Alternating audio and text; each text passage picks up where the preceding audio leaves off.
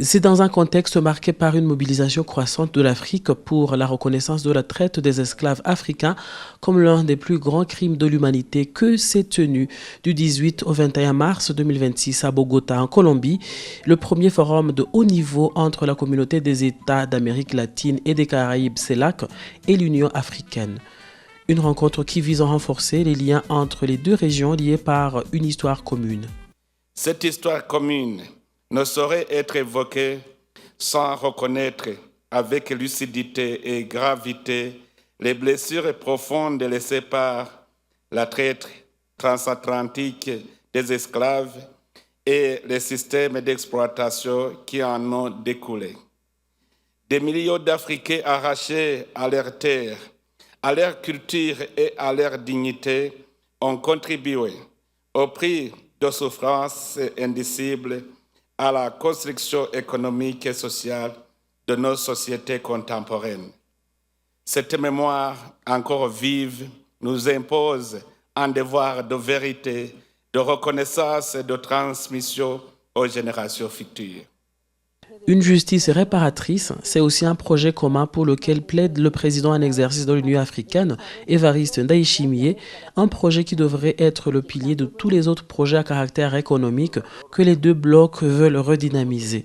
La justice réparatrice ne constitue ni une revendication du passé, ni une posture symbolique, mais une exigence morale et historique.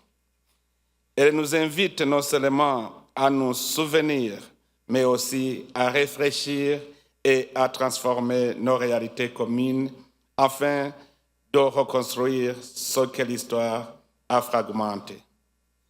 Sur le plan économique, les échanges commerciaux entre l'Afrique et la CELAC restent limités, avec un commerce direct souvent inférieur à 350 millions de dollars américains par an. Un niveau encore faible au regard du potentiel estimé à plus de 2,8 millions de dollars, notamment dans les secteurs clés comme l'agriculture, l'énergie ou encore les infrastructures.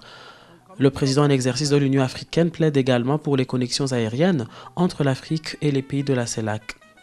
Dans cette perspective, le renforcement de la coopération économique et commerciale entre nos régions revêt une importance stratégique certaine.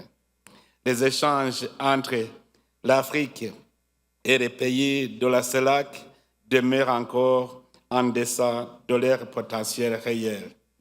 Pourtant, nos économies présentent de fortes potentialités de complémentarité, notamment dans les domaines de l'agriculture, de l'énergie, des ressources naturelles, des infrastructures, de l'industrialisation et de la transformation locale.